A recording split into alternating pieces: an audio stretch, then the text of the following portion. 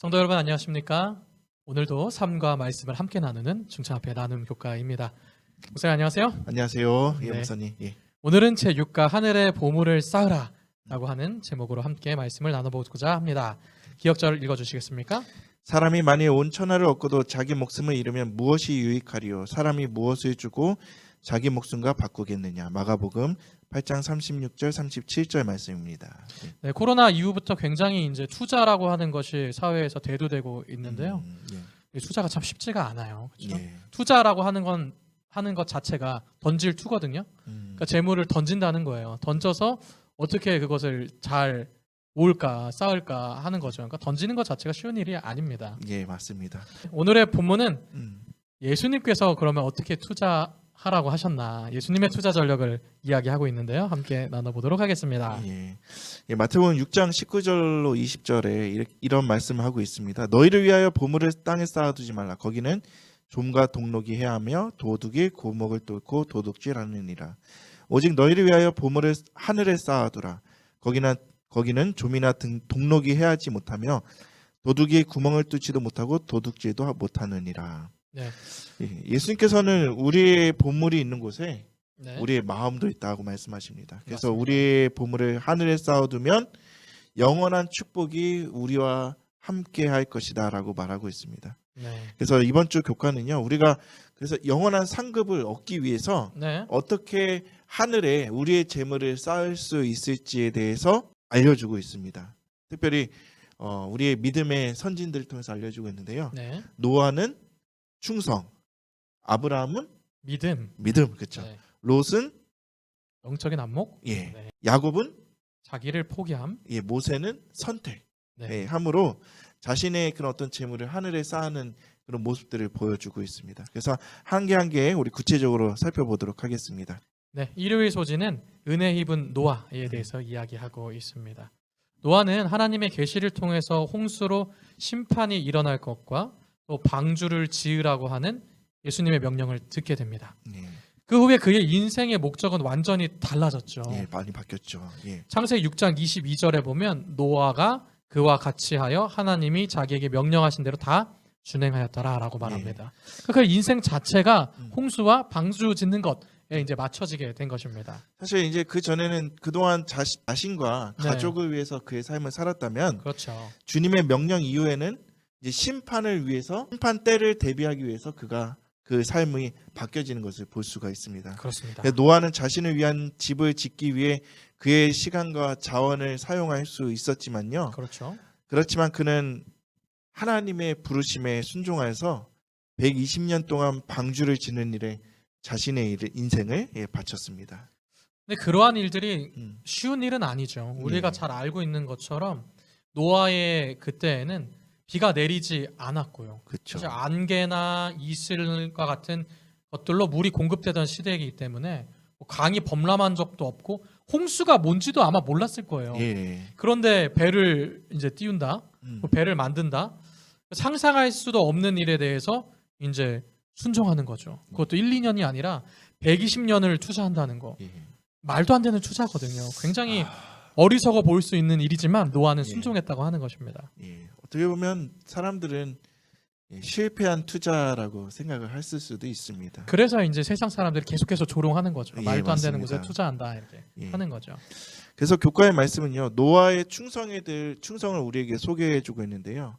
하늘의 보화를 얻고자 하는 자들은 세상이 무엇이라고 이야기하든지 간에 매일 매 순간 노아처럼 하나님께서 맡기신 일에 충성하고 다가올 재림을 위해 준비해야 할 것입니다. 충성이라고 하는 음. 단어를 들으니까요. 재밌는 이야기가 하나 떠올랐는데요. 예. 한 임금이 신하를 불러서 밑빠진 독에다 물을 가득 채우라고 이야기를 했습니다. 이거 어디서 많이 들어본 그 이야기인데 그 뭐죠? 그 신데렐라 이야기는 아니고요. 콩쥐팥이요. 콩쥐팥지. 네네. 예. 좀 비슷한데 예. 그런 이야기는 아닙니다. 예. 근데 말도 안 되는 이야기잖아요. 그쵸. 괴롭히려고 하는 것도 아니고. 예. 그런데 이 신하가 가서 어쩌면 좀 어리석게도 그렇지만 충성스럽게 그 밑빠진 독에 물을 넣기 위해서 우물에 물을 열심히 길었다는 것입니다. 그래. 어느 정도 길렀나요? 그래서 계속해서 기르다 보니까 결국 우물이 바닥이 난 거죠. 그런데 그 바닥에 보니까 뭐가 있었어요? 금덩이가 있는 것입니다. 그래서 그 금덩이를 들고 이제 임금에게 찾아가죠. 임금님 죄송합니다. 밑빠진 독에 열심히 충성스럽게 물을 넣었지만 독을 채우지 못했습니다. 그런데 그 안에서 이게 나왔습니다. 금덩이가 나왔습니다. 이렇게 하니까 임금이 그대는 참으로 충성스러운 신하요. 사실 충성된 신하를 위해서 이 금을 준비했다오라고 말했던 재밌는 예가 생각이 나네요. 무슨 일종의 테스트인가요? 충성에 대한 그렇죠. 테스트. 예. 어쩌면 충성이라고 하는 것은 이런 것 같습니다. 사실 어리석게 보일 수도 있지만 세상의 관점으로는 말도 안 될 수 있지만 예. 하나님의 명령에 의심하지 않고 계속해서 순종하면서 끝까지 따르는 것, 그런 사람들에게 하나님께서 복주심을 기억하는 것, 예. 그것이 충성이 아닐까 생각합니다. 제가 이거를 보니까요, 이 충성이라는 것이 우리가 생각할 때 좀 어렵고 부담스러울 수도 있는데 네, 그냥 충성이라는 것 쉽게 생각하면 말 잘 듣는 거. 네, 예, 그런 것 같습니다. 네. 우리 하나님 말씀을 잘 들어서 음. 우리도 복을 좀 얻기를 원합니다. 예. 월요일 소식, 믿는 자들의 아버지 아브라함. 하늘에 보물을 쌓아두기 위해 우리에게도 아브라함 같은 믿음이 필요하다라고 오늘 교과는 말하고 있습니다.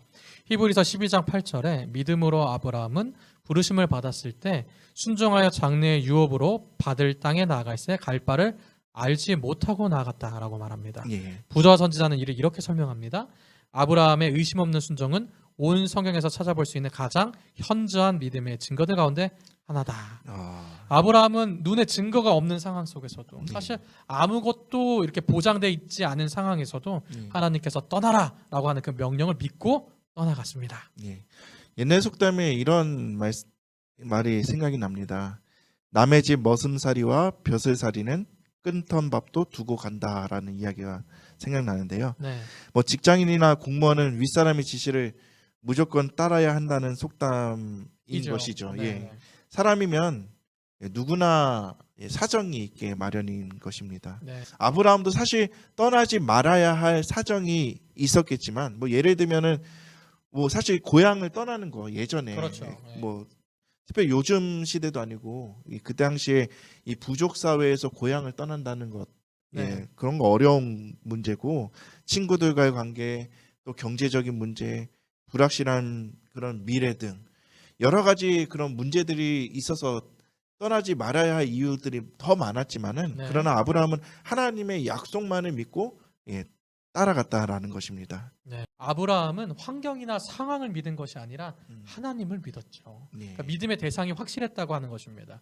마치 성경에 나와 있는 백부장의 믿음처럼 예수님께서 말씀만 하시면 이제 고쳐지겠다. 그분에 대한 완전한 믿음을 가지고 있던 거죠. 예. 그래서 그 믿음이 예수님께 칭찬도 받게 했고 하인의 병도 고치게 하였습니다. 예. 뭐 여담이긴 하지만요. 미국의 부흥 강사였던 이 무디 목사가 이렇게 이야기를 했습니다. 첫 번째로는요. 그대 자신을 믿어보라. 그대는 실망할 때가 있을 것이다. 친구를 믿어보라. 어느 날 그들은 죽거나 그렇지 않으면 그대와 헤어질 것이다. 그대의 명성을 믿어보라. 어느 때 회방하는 혀가 그것을 뒤집어 엎을 것이다. 그러나 그리스도를 믿어보라. 그대는 현세와 내세에 후회함이 없을 것이다 라고 이야기하고 있습니다. 네, 맞습니다. 예. 그래서 고린도후서 4장 18절에요. 우리가 주목하는 것은 보이는 것이 아니요 보이지 않는 것이니 보이는 것은 잠깐이요 보이지 않는 것은 영원함이라. 예, 우리가 보이지 않는 것을 믿는 것은 보이지 않지만 살아 계시고 약속하시고 이루시는 그런 하나님이 우리와 함께 하시기 때문일 것입니다. 화요일 소지 롯의 잘못된 선택. 하늘의 보물을 쌓기 위해서 우리는 노아와 같은 충성, 또 아브라함 같은 믿음이 필요할 것입니다. 그리고 이제 세 번째인데요. 세 번째는 바로 영적인 안목이 필요하다고 하는 거죠. 예. 그러면서 롯의 이야기를 하는데 이것은 사실 반면 교사이죠. 예. 롯처럼 당장 눈앞에 있는 이익만 볼지 말고 그 너머에 축복된 길을 바라보라라고 이야기를 하고 있습니다. 예. 맞습니다. 그 성경의 기록에 보면요. 창세기 13장 10절에 이에 롯이 눈을 들어 요단 지역을 바라본즉 소알까지 온 땅에 물이 넉넉하니 여호와께서 소돔과 고모라를 멸하시기 전이었으므로 여호와의 동산 같고 애굽 땅과 같았더라. 롯은 소돔과 고모라가 멸망하기 전에 네. 그 풍부함을 보았고요. 아브라함으로 부터 떠나는 그런 선택을 하게 되었습니다. 네. 그 성경에는 이미 복선으로 알려주고 있습니다. 네. 멸망할 거라고. 멸하기 전에. 네, 그렇죠.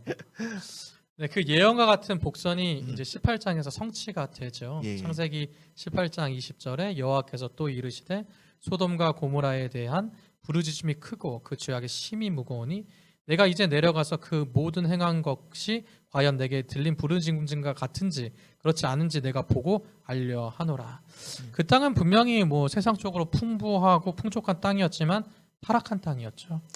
근데 뭐 사실 저도 롯의 입장이었으면은 그 네. 땅을 선택하지 않았을까. 네, 영적 안목이 생각해봅니다. 없기 때문에. 그렇죠. 예, 저는 없습니다. 네. 그리고 결국에는 심판을 게 되죠. 예. 아브라함은 그 땅이 타락해서 멸망받을 땅인지는 아마 몰랐을 거예요. 예, 그러나 물질에 대한 욕심에서 벗어났기 때문에 그래서 사실 아브라함이 더 나이가 많지 않습니까? 그렇죠. 우리나라도 이게 사실 윗사람을 공경해야 되고 장유유서. 그렇죠. 예, 그리고 모든 재산이 사실 아브라함의 관리를 통해서 이렇게 불어난 건데 그럼에도 불구하고 롯에게 먼저 양보하고 심판의 도시를 선택하지 않았죠. 예. 예. 뭐 예를 들어서 아이들이 그 눈앞에 아이스크림이 있으면은 네, 사실 그 순간에는 네. 옆에 있는 부모님보다 더 좋아 보이는 것이 아이스크림이 아이스크림이다라는 것이죠. 맞아요. 예. 이게 뭐예요? 안목을 네, 잃어버린 거죠. 맞습니다. 예. 아이들의 부족한 안목은 뭐 그런 극단적인 상황이 아니더라도 먹는 거 얘기하셨으니까 예. 자주 발견하게 되는 것 같아요. 굉장히 고급 레스토랑에 가서 굉장히 맛있는 음식을 시켰는데도 예. 아이들은 안 먹어보면 그게 맛없다고 생각해요. 그렇죠. 안 먹으려고 하거든요. 예. 그래서 한 입만 먹어봐 이거 진짜 맛있다니까 막 이렇게 해도 계속 안 먹으려고 하거든요. 맞습니다. 그게 아이들의 안목이 아닌가. 그렇게 예, 생각이 그래서 듭니다. 때때로 우리의 눈에 좋아 보이고 당장 필요하게 보일지라도 성경의 눈으로 또 말씀의 가르침에 따라 세상을 본다면 조금 더 큰 그림을 보고 다르게 볼 수 있게 된다는 것입니다. 네, 똑같은 꽃을 보아도 네, 어떤 이는 무가치하게 또 어떤 이는 우울하게 볼 수 있지만 어떤 이는 행복하고 또 생명력 있게 보기도 할 것입니다. 또 어떤 사람은 하나님께서 주시는 그 영광을 그렇죠. 그 꽃을 통해서 바라볼 수 있게 될 것입니다. 네, 그런 안목으로 우리가 하늘에 우리의 보물을 쌓게 되기를 간절히 바랍니다. 네. 안목을 키워서 세상의 것을 보는 게 아니라 네. 하늘의 것을 보는 예. 안목이 필요한 것 같습니다. 세상을 바라보할지라도 네, 우리 이 영적인 안목으로 바라봐야 한다. 네, 맞습니다. 수요일 소지입니다. 속이는 자에서 성공한 자로.